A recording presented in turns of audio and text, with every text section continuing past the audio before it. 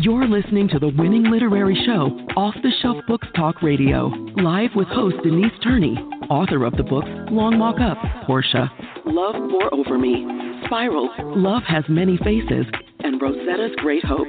Turn up your dial and get ready for a blast of feature author interviews, 411 on book festivals, writing conferences, and so much more. Ready? Let's go. Trust because you are willing to accept the risk, not because it's safe or certain. That's an anonymous quote. Trust because you're willing to accept the risk, not because it's safe or certain. Welcome, welcome, welcome. Are we looking at you guys next to the last Saturday in October? Oh, my goodness, this year has blown by. To our loyal listeners, been with us for 16 years, thank you, and good Saturday morning to you. And for those who is maybe your first time tuning in to Off the Shelf Books Talk Radio, I just want to let you know, my friend, that you are listening to the winning book radio show, Off the Shelf. And I want to thank you for joining us again. We have a wonderful author on deck this morning who's covering a topic. I think we've covered an author who's written a book about finances and money, but not this topic, I don't think, before. So this is new. So you guys get ready for a great off-the-shelf show this morning. But before we bring her out and introduce her to you, I got to ask you, how good of a mystery sleuth are you? Do you love mystery? I love mystery. I when I get through working, I go all day. When I lay down, like on a Friday or Saturday night on the sofa, I watch a stream a movie. It's generally a mystery. It's something about a mystery that's so extra entertaining. If you love mystery, I really encourage you to get a copy of Love Pour Over Me by Denise Turney. It's in ebook or in print, Amazon, Barnes & Noble. If you're on BookBub, you can see it over there, Bargain Booksy, eBook It, Walmart, Google Books, etc. But also Love Pour Over Me. There's another thing. If you value relationships, there is a beautiful romantic relationship in this story between Raymond and Brenda. They're like two of the stars of the story. But there's a complicated father-son relationship as well between Raymond and his father. His father has untreated alcoholism. And then he meets these four friends when he goes to college. They stay friends for life. One of them goes on to do well in the NFL. Raymond's on his way to the Olympics. But is one of his friends involved in this murder? And will Raymond cover up what's going on with this? So I encourage you, if you value relationships and you like a good mystery, go treat yourself to Love Pour Over Me. You can get it in ebook or in print. And you can go get yourself a copy right now. And now let us go and meet our very special off-the-shelf guest. And today's off-the-shelf guest is Dr. Sara, I hope I'm saying her name right, Dr. Sara Zeff Gerber. And Sara is an author, public speaker, and workshop leader. She is also the founder of LifeEncore, a life planning and consultancy firm for baby boomers. And she helps people prepare to live a rewarding and victorious life after retirement. Oh, I think we need this. We do need this. She has a doctorate in counseling and human behavior and a master's in guidance and counseling. Her bachelor's degree is in psychology. She has appeared in several media outlets, including USA Today, the Huffington Post, and the Longevity Network. She loves the outdoors and singing soprano in community choir. She is also the author of the book, Essential Retirement Planning for Solo Agers.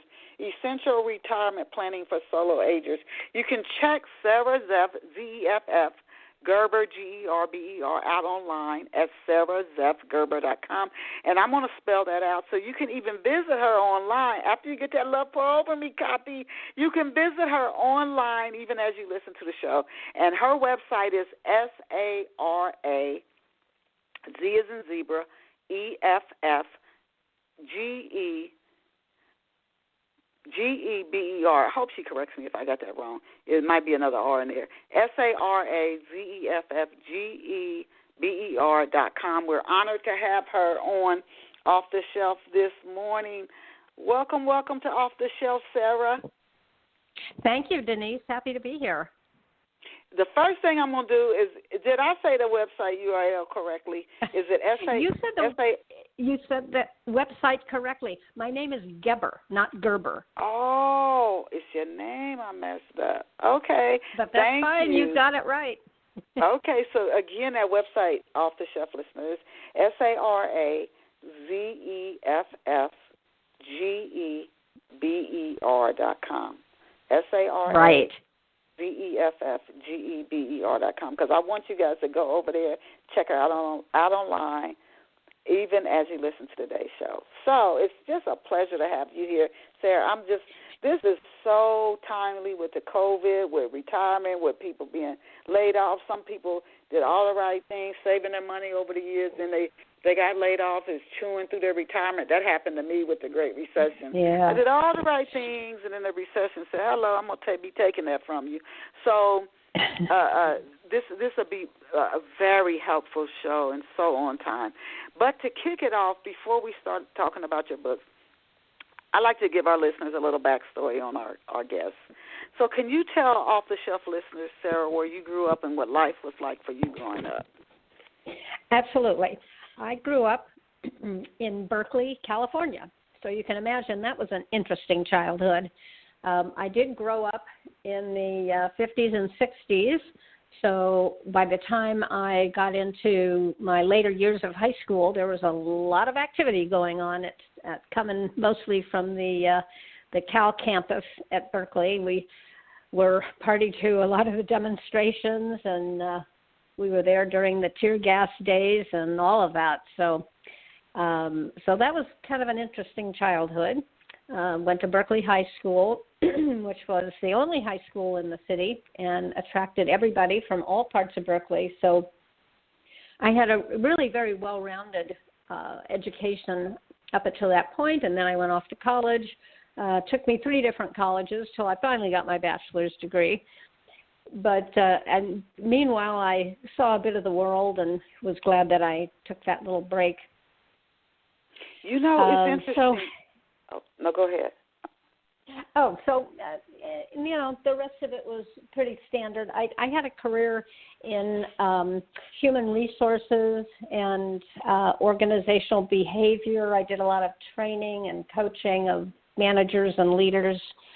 Then about 10 years ago, I made a shift and I started doing retirement coaching because, frankly, at that point, a lot of my clients were wanting to talk more about their retirement plans than their strategic plans.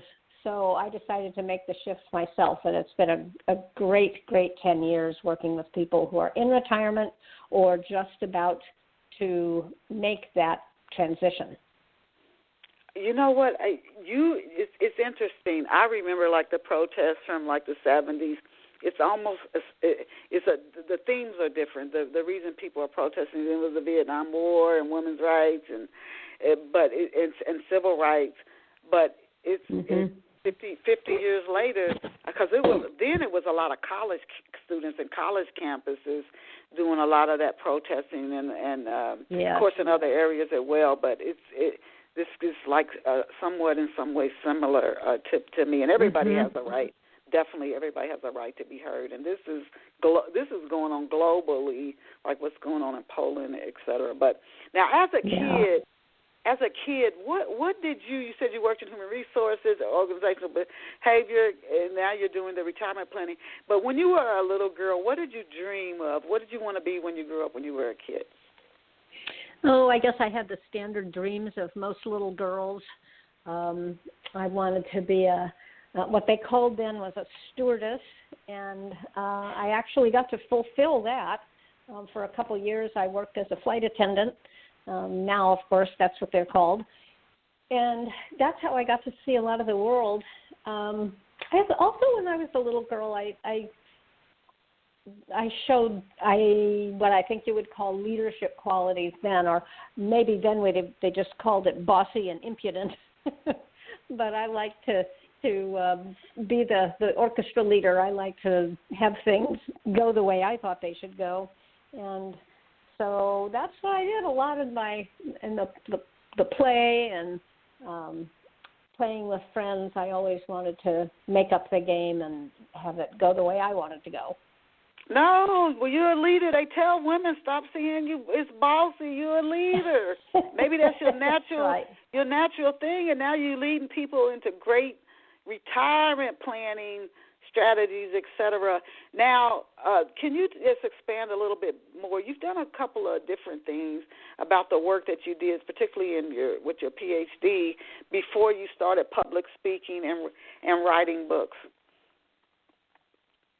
Well, I did, and the organizational behavior and the counseling led me to a lot of training. I did a lot of training of managers and leaders in things like communication skills and negotiation skills and how to select good employees, even how to, sadly, also how to conduct a layoff when that was necessary. So I did that for probably 25 years before I made the transition. And I find that it's much more rewarding doing the kind of work I'm doing. I didn't work for corporations very long. I worked for Lockheed Corporation. It's now Lockheed Martin for, about 6 years before I went out on my own. But I think one of the hallmarks of my life was the fact that I really didn't want to work for someone and have a 9-to-5 job, or now it's more like a 7-to-7 job, and get a paycheck. I wanted to be on my own. So when I was 40, I left Lockheed to be a consultant. And for the rest of my career in that area, I worked on my own. I would get my own clients that wanted leadership development, and I would develop the programs and deliver them and coach their leaders and sometimes help them figure out what the best path forward was for a company. Around what year was this? I'm already becoming impressed with you. That word bossy. No, you're a leader. You're independent. You help people. I'm curious. I remember years ago when it was all over national news. There was a woman who went back to college, and I want to say she was in her 40s or 50s, and nobody had really done that. Everybody was in, late teens, 20s in college. Mm-hmm. It was national news. It was the biggest deal that somebody in their 40s or 50s, oh, my gosh, and how is that going to work? Her in school with all these young people. And now it's more normal. So I'm curious, you sound like a trailblazer. You just went out on your own, the confidence. Was that like in the 80s or 90s when you just said, you know what, I'm gonna start my own business? I went out on my own in 1990. Wow. That was my first year. It was my first year out on my own, and I didn't have my PhD yet. I had done the coursework, but I hadn't had the time to write the dissertation. So once I went out on my own, then I eventually had 2 or 3 clients that were very steady, and I didn't have to do a lot of marketing, and that gave me the time to write my dissertation. So I actually didn't get my PhD until I was in my 50s. Go ahead, Sara. You're an inspiration. Now, going into the retirement and the consulting work that you do today, just how challenging is it to age, especially in a world that encourages constant activity? I've often heard this world is made for people who are in their youth. But so how challenging when you work with your clients? Do you see people struggle? I heard when you retire, the first 6 months is just glorious, and then it settles in. How much of a challenge is it for people? We expect it to be smooth. It varies from person to person. There are people who develop a lot of outside interests. On the weekends, they have hobbies, and they pursue maybe even some part-time volunteer work. And by the time they go out on their own, by the time they retire, they've got a lot of interests and activities going already, so it's not a huge transition for them. On the other hand, I had one client who left a big corporation where he had a high-powered job for 35 years, and he was getting ready to retire, and he just didn't have any friends other than the friends from work. His spouse had some friends, but they were her friends. And when he left, it was frightening for him because he had a nice retirement party on a Friday, and he woke up on Monday and went, oh, my God, what am I going to do? So that's what we don't want to happen. So I encourage my clients to get busy figuring out exactly what, or maybe not exactly, but a variety of things that they might enjoy doing once they don't have to go to work every day, because you're going to want to get up and do something every day. Maybe you need a few months to just get up and do nothing, but after that, most all of us want to have some kind of meaning and purpose to our lives. Now, some people I've heard. No, go ahead. I have a cousin who's in her 50s, and every weekend she works at a dog rescue. And she has done that for probably the last 6 or 7 years. And it is very, very absorbing of her energy and time. And she knows that once she retires, she'll probably do that 3 or 4 days a week, and that will fill her time. She even goes with them to Mexico and Thailand to pick up other unwanted dogs and bring them back to the U.S. where people do want to adopt dogs. So it's really an all-encompassing thing. So she's all set when she wants to retire. So that's the kind of thing that I mean. You know, and that's good because, again, people, when they retire, we work to retire, we work hard. And we don't realize it. A lot of people, their only friends are people they work with. So whether they get laid off or retire, then it's like, who do they connect with now? Because everybody's not close to their family. Some people aren't. So now is who do you connect with? All your people you hung out with people you went to work with. And now when you're retired, especially if you're like a senior leader, you've lost that. Mm-hmm. When you go to Home Depot, nobody's going to do something just because you said it. And all of that shifts and changes. And it's just a lot to adjust to. Now, where does your passion, Sara, for solo agers come from? And before you answer that, I want to ask you so our listeners are clear. What exactly is a solo ager? That's an important question. When I first conceived of solo agers, I thought of them as people that didn't have children because with the baby boomers, believe it or not, close to 20% of baby boomer women did not have children. Now, some of them went on to adopt children. Some of them inherited children by marrying for a second time to a man who had children. So it isn't that 1 out of 5 baby boomer women didn't have a chance to participate in motherhood, but still there's a huge number, almost double what it was in previous generations, that do not have children. So that was my original definition of a solo ager. And then I got so much feedback from people when I would talk about this and write articles about it that they said, oh, no, those aren't the only people that are solo agers. I'm divorced, and I don't see my kids because they live on the other side of the country, and I'm totally alone, so I'm a solo ager. And then there would be people who would say, yeah, my kids, I've been estranged from my kids for years, and I'm a solo ager. And so on it went.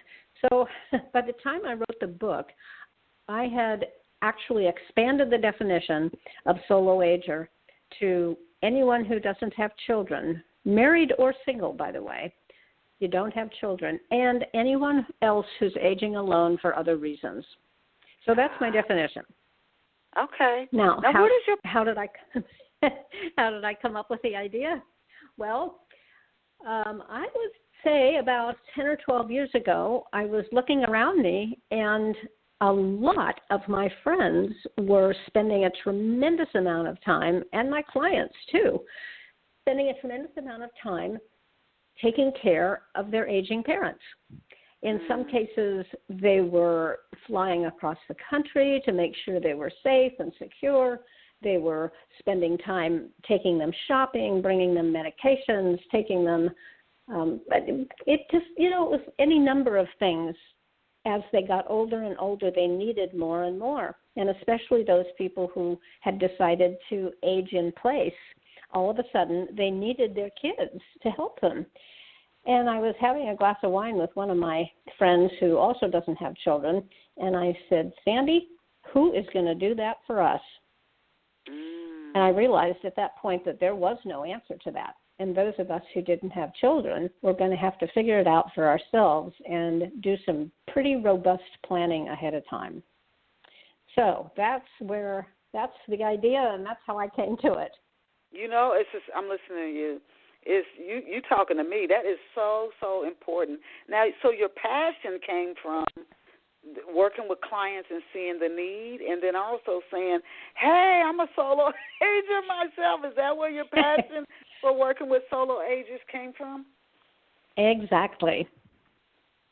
Do solo agers, so just, again, your work, the studies you've done, research you've done, across the board, we hear about retirement so much, and you hear it more the older you get. You would hope that people would be thinking about it more the older they get.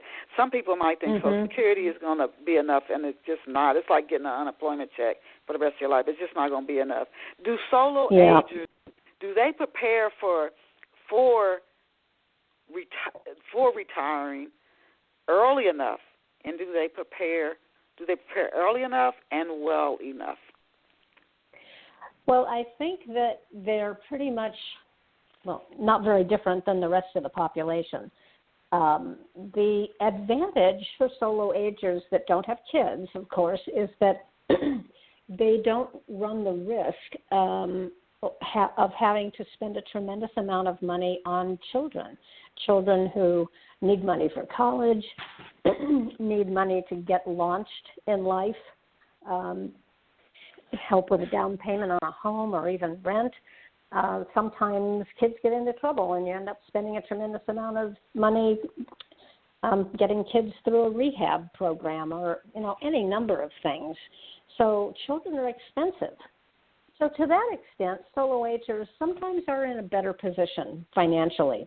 And, of course, women who have been solo agers, like me, have had an uninterrupted career.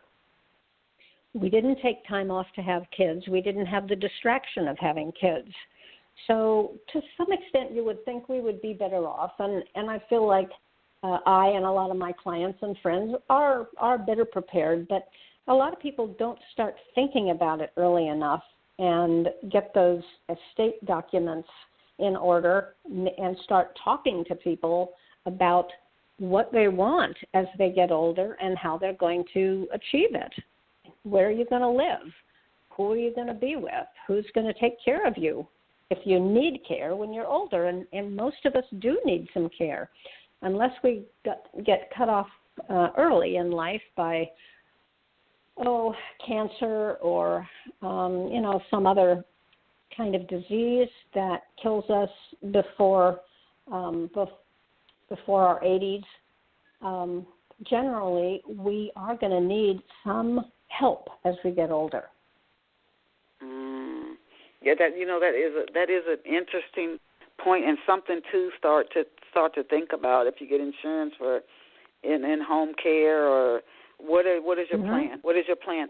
So I got to ask you this. For some, it might be a simple answer, but for others, for off-the-shelf listeners, I just want to help people as much as I can. Is Social Security enough to retire on? And why do you say why? Why or why not? In most cases, it is not. If you have a relatively low-cost or no-cost place to live, and in some areas of the country, property taxes are low, other kinds of expenses are lower than they are in the expensive urban areas, sometimes you can get away with it, but nobody should count on Social Security. You know, back in the 40s and 50s, they used to call retirement a three-legged stool, that you needed to have Social Security, some kind of a pension from your employer, and savings. So even then, nobody ever assumed that Social Security would be your single source of retirement money. It's only one. You're trying to sit on a one-legged stool. What advice can you offer to people who are still working, but they may be in their 50s, 60s, 70s, and things like the Great Recession hit and bit out a huge chunk of their retirement savings, or even COVID-19? Do you have any guidance to offer? Even young people who are like, we did all the right things. We're in our 30s, and now COVID just snatched all of our savings. Do you have any guidance for anybody in those situations? Well, I will say a couple things. First of all, there are no terrific answers to that question. But there's two things you can do. First of all, familiarize yourself with all of the services that are available through government services. So the Older Americans Act, which was passed, I think, during the Clinton administration, provided for area agencies on aging. And every county in the country has an area agency on aging. And they will know what the services are for older people.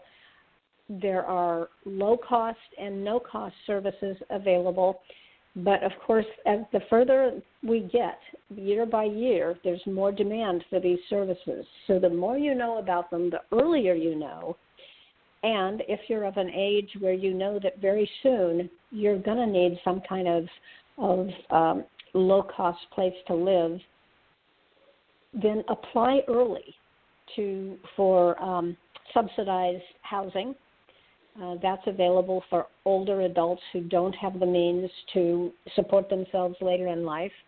Well, of course, for everybody, we should all keep working as long as we can so that we have more money saved up so that we are entitled to a larger Social Security check, and all that comes from working longer. So there's lots of reasons to do that, and you don't have to work at your midlife, very stressful job, but just keep working at something that will bring in money if you can. The other thing, this is radically different. The other thing that people can do that I tell people all the time in my seminars, and when my clients ask me, what can I do? I just don't have any money saved up. I don't know where I can live on the money that I have. And I tell them, think about moving outside the borders of the U.S. There are a lot of wonderful places to retire on very little money south of our borders. In Mexico and Central America, some places in South America, like Peru is a popular place. Now, other people do have family. There are some solo agers that don't have kids, but they have big families. So another important thing to do is to talk to your family about the fact that you are a solo ager and you're going to at some point be relying on some family members to help you. If you have nieces and nephews, those are probably your best, depending on their personalities and how well they're doing in life and how stable people they are. If you have a good relationship, they'll probably be more than happy to say, sure, Uncle Jim, I'll be there for you when you need me, or sure, Aunt Betty, I'll be available for you. You don't live very far away. But you have to have people that live close, and you have to have people that you've built up a relationship with, and you're meaningful to one another. So I also encourage people to really start nurturing those relationships. And not just for your sake as you get older, but for the sake of the young person too, because you can be a great help to them as they move through life. You've had much more experience than they have. And for most people, their parents aren't enough. They need other older adults in their life to guide them and help them and offer the value of your experience. So it's a mutual thing. Now, what inspired? Thank you so much, Sarah, for what you shared and are sharing. What inspired you to write Essential Retirement Planning for Solo Agers? Why did you decide to put this in a book? You know, when I started researching it and discovered how many solo agers there are out there, I also discovered that nobody was talking about it. So I started talking about it, and I started writing about it, and pretty soon people were saying, you've got to write a book. You've got to write a book about this. You know so much about it, and you've studied it, and nobody else is talking about it. And I do love to write. So I started in on the book. I was still actually working as a consultant when I started writing the book, and it wasn't until I finally decided I was going to give that up completely and focus on my retirement planning work that I finished the book. So the book came out in 2018, and I'm actually very, very proud of it. It continues to sell well, and I'm glad I took the time I did, and it wasn't a scattershot effort. I got some very good editing, and then kind of at the 11th hour, I found a terrific publisher. So I'm very pleased with it. Good for you. I'm happy to hear it. And again, just can you tell us some of the topics that you cover in Essential Retirement Planning for Solo Agers? Sure. Well, the book is actually divided into 4 sections, more or less. And I start out talking about preparing for the future, and I spend a great many pages talking about the role of adult children in the life of an elder, because what better way to figure out what we're going to have to plan for ourselves than to take a good look at what adult children typically do for an elder.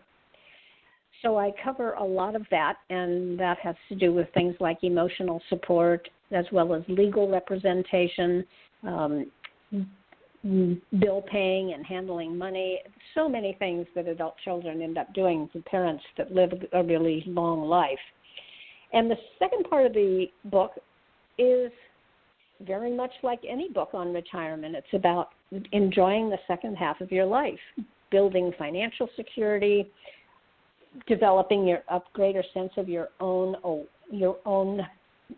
definition of meaning and purpose, and understanding how you're going to continue to have a life of meaning and purpose after you leave your job. Being adaptable and flexible is important. And probably most important of all, building and maintaining a strong social network, whether that's with family or with people you're not related to, kind of the family that you build. Then the third part is totally devoted to where you're going to live, because that's such an important question for solo agers. So I talk about all the different options for where people can live, starting with the conventional options of aging in place or moving into a retirement community. And then I talk about some less conventional options like home sharing and co-housing and ways of building community that probably weren't in our parents' way of thinking.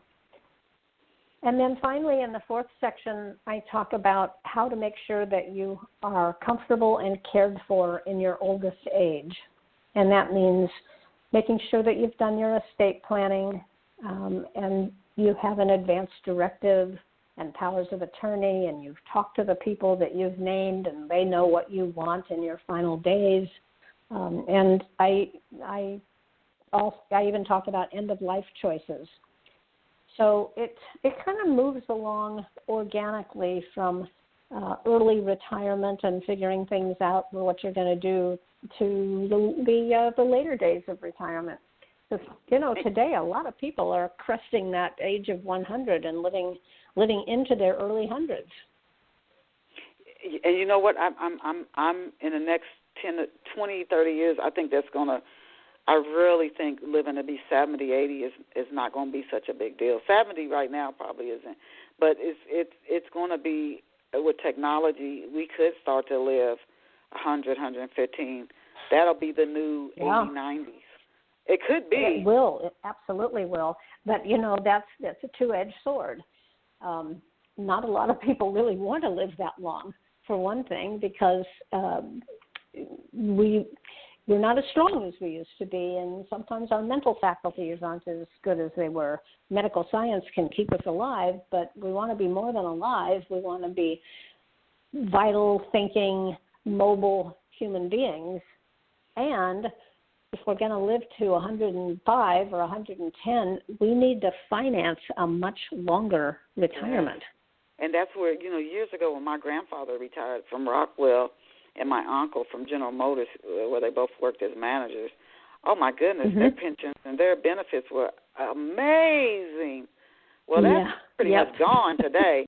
Companies are not. Yeah, those days of putting in 30 years at a firm and then you get a pension in the mail every month.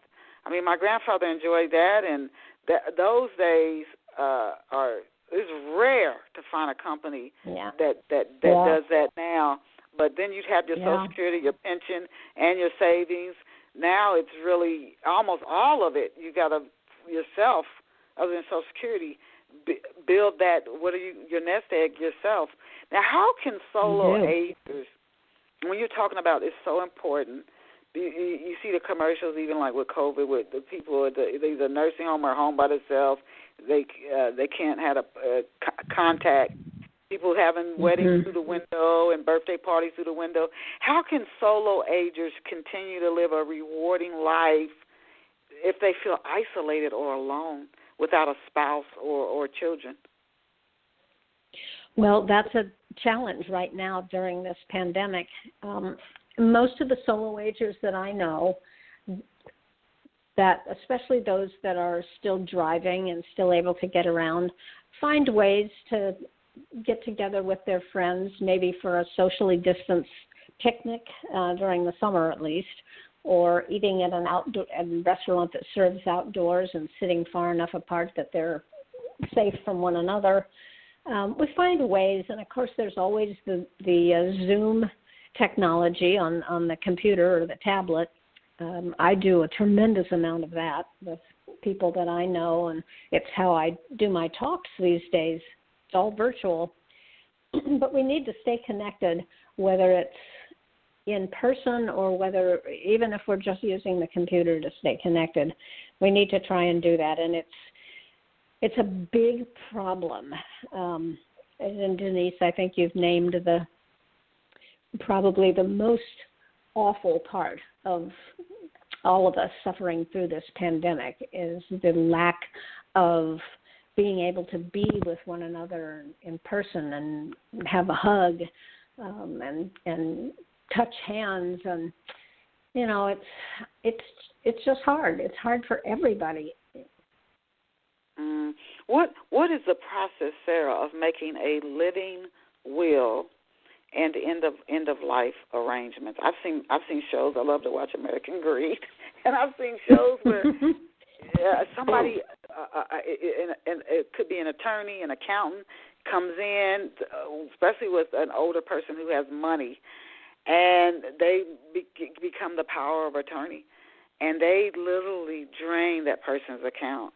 So you got to really be careful. Yeah. What is the process of making a living will and end of life arrangements? If possible, you should do it through an attorney, a good attorney who has a good reputation. Again, sometimes through the area agency on aging or your local council on aging, you can get some of these things done at a lower cost. Not all attorneys are the same. I've seen wildly different cost quotes from different attorneys for building an estate plan. So shop around, but make sure you find someone reputable. And also a good financial planner. Now, I'm not a financial planner, so I use a financial planner to help me with my retirement plan. But both of those professionals can help you put together mostly the attorney, can help you put together a what used to be called a living will. Now it's more referred to as an advance directive, where you specify exactly what you want done in a medical emergency, where you can't speak for yourself, where you can't give your own opinion. You have it written down ahead of time, and for doctors and anyone who is there at the hospital as your advocate. All of the people that might be in a hospital situation as your advocates should know what you want, and you need to write that down. So that's called an advance directive. And powers of attorney are for people to make decisions in your absence. Now, I always encourage people to choose family members that they trust as kind of their first line of defense. Now, unfortunately, sometimes it's family members that take advantage of an older person and drain their accounts. So this is a tricky one. In some cases, it's better to have the trust department of a bank making decisions for you. In other cases, you can appoint lifelong friends. But remember that you want to appoint people who are younger than you, because you don't want to outlive all the people that you name in your estate documents.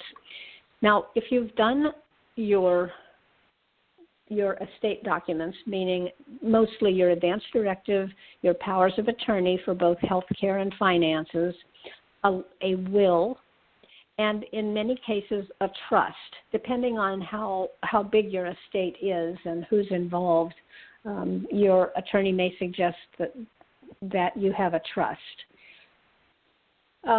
Again, I'm no expert in these areas, but they are important for almost everybody to do. So okay.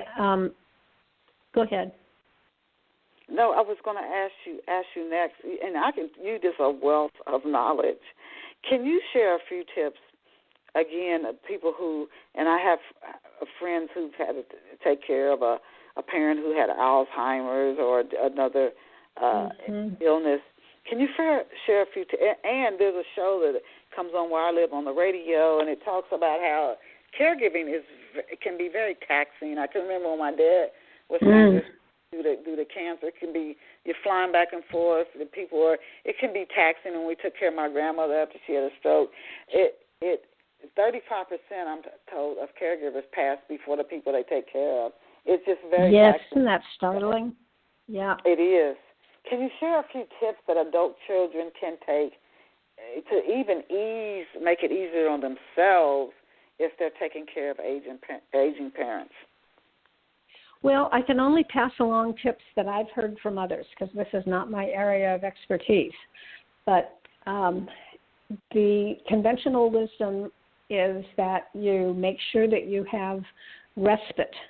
And respite means you have somebody else that comes in to spell you from time to time and give you time to just go out, go for a walk, go shopping, go for a hike, do something with a friend. Take a break. A lot of caregivers are under more stress than the person who's being cared for, and you need to give yourself a break. So make sure that you enlist the aid of someone else. And, so many caregivers think, well, I'm the only one that can take care of my loved one. I'm the only one that knows what she wants or what he needs. But that's not true. You can have other people involved, and you need to have other people involved, because the last thing you want to do, as you mentioned, Denise, is to die before the person you're caring for. And I just saw that happen with a very dear friend of mine who was struck in her early 60s with early onset dementia. And her husband kept her at home with a caregiver. But he ended up he did have a caregiver for her, but he ended up doing a lot of the work, and he ended up dying before her. And it was very tragic. and she now is in a memory care facility rather than at home. She's fairly far along in her dementia, so she made the transition pretty easily, actually, and her daughter stepped in to help. But, caregivers need to take good care of themselves, meaning eating right and getting exercise and getting outdoors. It's very, very, very important. Yes, and thank you for sharing those tips. Again, it comes on here where I live in Tennessee on the radio, and they talk about the stats and thanking the caregivers, and you do need help. You can't do it all yourself, and you love your parents, and some people feel just indebted to their parents for what their parents did for them when they were younger, but I just know when we were all helping with my grandmother and my dad, oh, my God, it had to have been 6 or more of us just rotating, and you flying in and out, and then we had people local. It's a lot. I couldn't imagine one person doing that all by her or himself. Now, I got to ask you this. Do people, when you talk to your clients, some people really, they say, I've heard quotes like this, particularly when I was younger. When you're in your teens, you worry about what your peers think of you, what you're going to wear to school, and what everybody's going to say, and who likes you, and da-da-da-da. And then in your 20s, you're trying to get started, and you're worried about the dating, and will you get married, if you want to have kids or get married, you're worried about those relationships.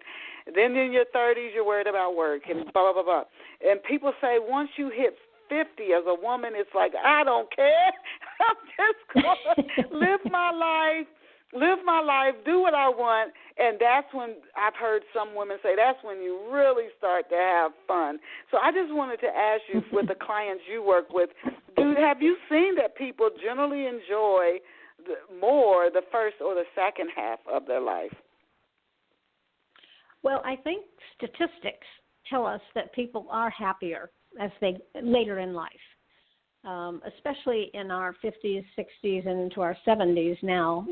But all bets are off at this point because we're all having such a challenging existence. So I don't want our listeners to think that they should be happy because they're 55 years old. Right now, everybody is struggling, and you're just not alone. I'm sure you've read about it. I'm sure most of our listeners have read about it. Alcoholism is up. Drug use is up. Loneliness is up. Psychiatric medications are up. It's a hard, hard life right now, and especially in this country. Yes. You know what? Hopefully one thing we'll learn, and then in some other countries people are protesting like, no, we can't do another lockdown, is hopefully we learn the value of human relationships. I really, really, really, really, really hope that comes out of this, so that we don't dismiss people, mistreat people, that we see that we are so much better when we're connected. We are just so much better when we're connected. I hope there's one thing that people gain from this. Now, I wanted to ask you, good point. What do you mean by consider your legacy? What's involved in a legacy, and what's involved in a legacy worksheet? Well, a legacy, just to define the term, is what we leave behind. And a lot of times solo agers struggle with that because they don't have children that they're leaving anything to. So a legacy isn't always material. We do leave material things behind, but our legacy is what people remember us for. So thinking about what we're good at, what we've taught others, what we can still teach others, what we want to be remembered for, these are all part of what we leave behind. And solo agers can leave just as rich a legacy as parents. We probably will anyway without realizing it, but it's nice to kind of come to terms with what we are leaving behind, and that's what the worksheet is all about, really understanding what kind of a legacy you are leaving behind and doing it at a time in your life, ideally, when you can enhance that legacy, when you realize that you've you've helped a lot of young people. You can ask yourself, well, where else can I help more young people? Maybe it's through your church. Maybe it's through mentoring. Maybe it's through your nieces and nephews. But understanding what it is that you have to give is an important part of being able to maximize that. Okay. Now, what have readers been saying about essential retirement planning for solo agers? And before you answer, I'm just listening to you, your wealth of knowledge and your own history and living experience. I would recommend this book definitely for anybody who's in their 50s or later, but really almost for anybody because they tell you really to start planning for retirement as soon as you get a job. I mean, it start early because you might be fortunate like I was where I had built up a nice retirement, and then the recession came and said, okay, I'm going to be tapping into that. You don't know what's coming, but hopefully you've built up enough that you don't exhaust it all. So it's never too early to start retiring. As soon as you get a job, I tell somebody start retiring right away. But there's so much that you're sharing of so much value. I feel like you should get this book in the hands of financial planners and bankers and anybody who does estate planning and anybody who works with people who are older, more mature, but young people can benefit from this book.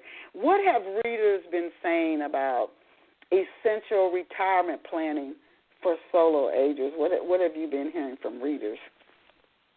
Well, I hear a lot of good things, which is really nice to hear. I'm so glad that so many people have appreciated it. The book has sold somewhere between 5,000 and 6,000 copies now. I think it's not the kind of book that goes into a second printing, as we always hear about books, because this is printed as people want it. Most publishers now are doing a kind of print on demand, and I don't mean that when you order a book they print it right there, but they don't backlog a lot of copies of it. So I think it will continue to sell. Somebody told me once that writing a book is a marathon, not a sprint. And it's really true. This book continues to sell, and especially it especially does well when I come on programs like this or give live talks, which is, of course, on hiatus right now. But I think that I can always see a little bump in the books that are sold after I do a presentation and after I do a talk that a lot of people listen to. So Amazon has a tremendous number of really nice reviews. I'm always, if I'm having a down day, I'll go to Amazon and look at the reviews of my book because most of them are really flattering. Oh, that's and it's awesome. Been very gratifying to hear that people have gotten so much out of it and have really changed the way they're approaching retirement. And that's, of course, the ultimate, is to have people tell me, well, your book changed my behavior. That's just tremendous. Yes. Oh, my God. Again, I think it's just, we don't think about it. We don't even if you're in your 50s, you don't think about being in your 80s. We just don't think that far ahead. We just don't. And this type of talk, your speeches, your book helps people to do that. Can you share 3 to 4 steps that you've taken, you found to be effective at getting the word out about your book for our listeners who themselves might be writers or small business owners? Well, I think that as hard as it may be, and it is hard for some people, I have to admit this is not hard for me. I love to give talks. I'm just somehow or other, I'm just one of these people that likes to get in front of people and talk. So, but I think giving book talks at bookstores or libraries, I've had a tremendous amount of luck giving book talks at libraries. And interestingly enough, I would have thought that giving a book talk at a library is probably the last place that I would ever sell books, because people who are at the library, they like to take out books. They like to get books on loan for free. But interestingly enough, I have personally sold more books at libraries than Wow. I have at some other places where you'd think I would. But I always come with a stack of books that I can sell to people because the publisher sells them to me for a greatly discounted price. So I can sell for the price that someone would buy it on Amazon anyway. So giving talks at bookstores and libraries, and I give a lot of talks at senior centers, of course, because that's my audience. And senior centers today are very different than the senior centers that our parents may have gone to. Yeah. They're very vibrant. You know, they organize trips and they organize dinners out, and a lot of baby boomers are discovering senior centers now. And I also talk at conferences. So any kind of professional, especially if you've written a professional book,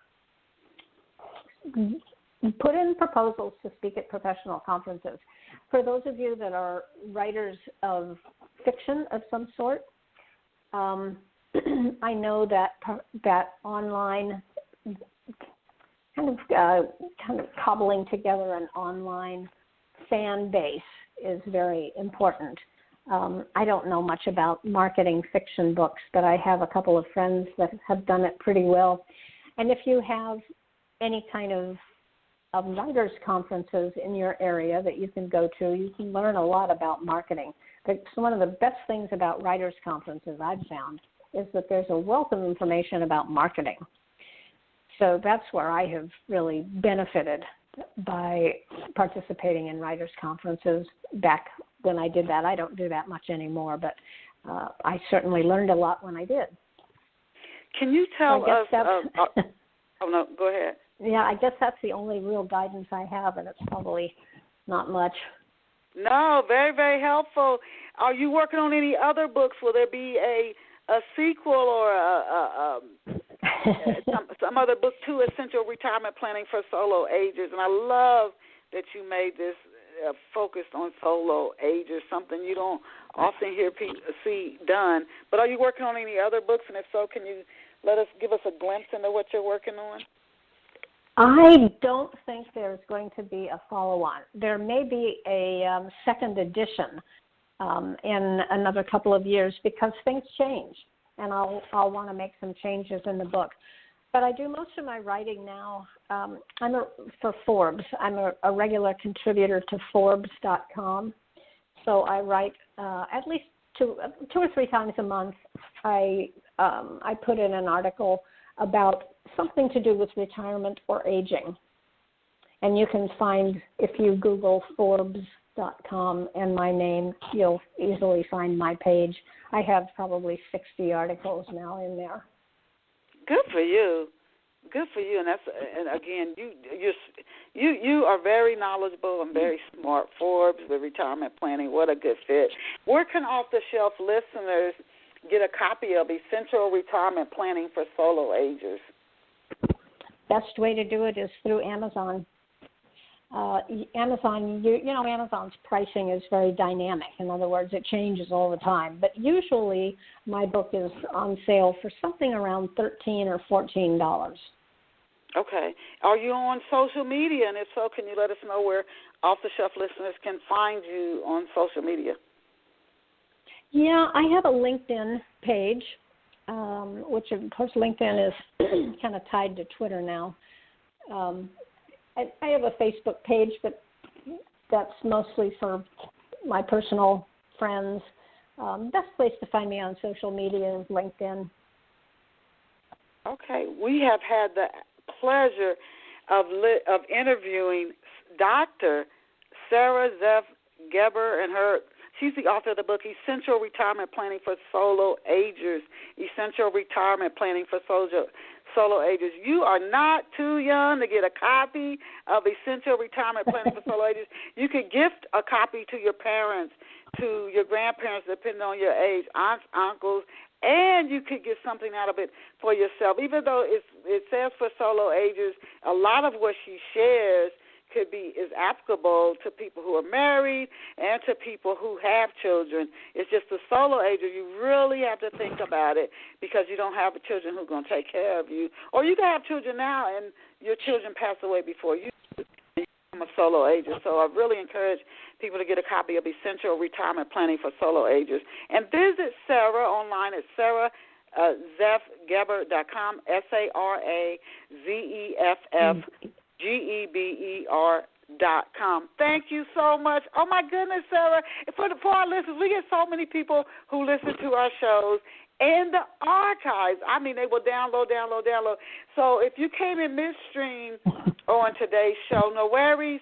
After it finishes streaming, you can go back and listen to it in its entirety. You can share it, get the book, but you can also listen to the live advice that Dr. Gerber shared here during the show by just listening to the interview and sharing it with people you think might benefit from it.